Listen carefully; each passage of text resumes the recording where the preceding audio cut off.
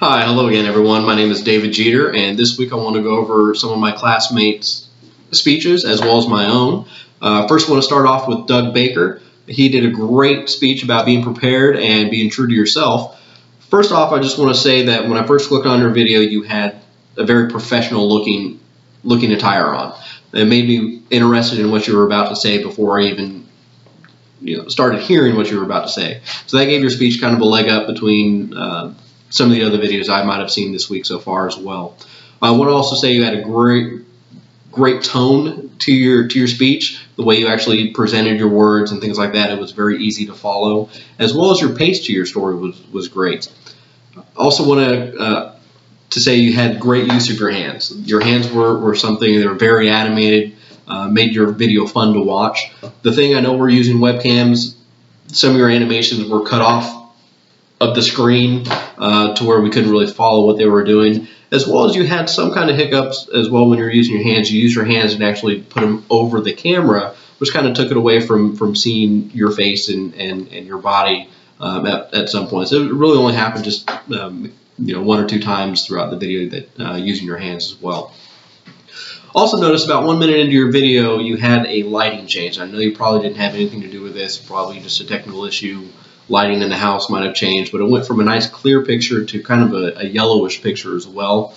That kind of threw me off for about a second. Didn't know what was going on at the time, and it took me another second to try to get back into the speech.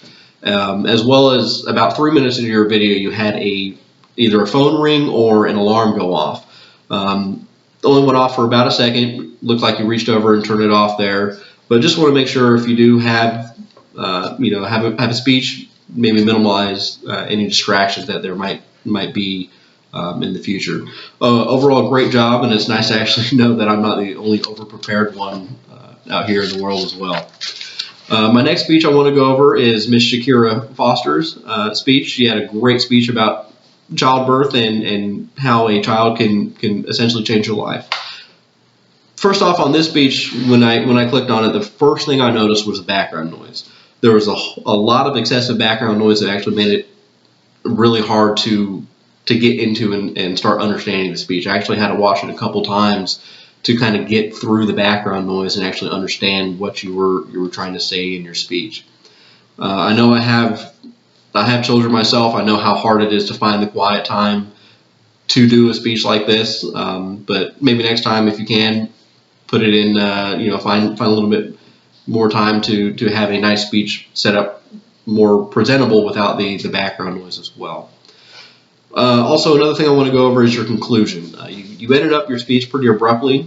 It might have been able to spend a couple more seconds or another minute on your conclusion, tying up all your topics and your feelings on the story together a little better. Now, one good thing I did notice in your speech is that you used a lot of personal emotion, and that's something that kind of attracted to your speech a little bit more, is how much emotion you showed in your speech, and it made it overall a good speech that way. Overall, good job on that one, and keep up the good work. Lastly, I want to talk about my speech. It is about resiliency. It is a speech I did find more negatives than positives, probably because we always criticize ourselves more than we do others. First thing I want to go over is I stumbled on words.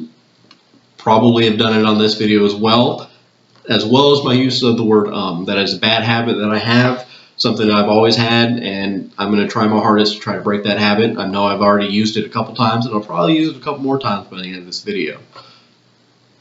Went off topic just a couple times. Could have tried to tie my topics together a little bit more for a nice smoother transition as well. My hand gestures, they were hard to see. It's still the same thing with this one. I think it's just the placement of the video. I do use my hands a little bit more. Not as much as Doug Baker, but I do use them to emphasize a couple things. Can't really see them on the video just because of the placement of the camera. I'll try to work on that a little bit more. And what I want to do is try to get it to where I'm not using my hands on the table when I'm talking, and every time I move my hands you can see the video shake, which I'm doing as an example right now for you as well. A couple of good things I think happened on my video. The lighting in the background made it easy to stay connected with the speech being or presentation being given. And I also, even though I wasn't in suit and tie, I believe my outfit or my attire was still suitable for the speech that was being given. That being said, I want to thank you guys for allowing me to have input on your speeches. I enjoyed learning about each and every one of you guys for all the other videos that I've watched as well, and I continue looking forward to working with you for the rest of these couple weeks. All right, thank you.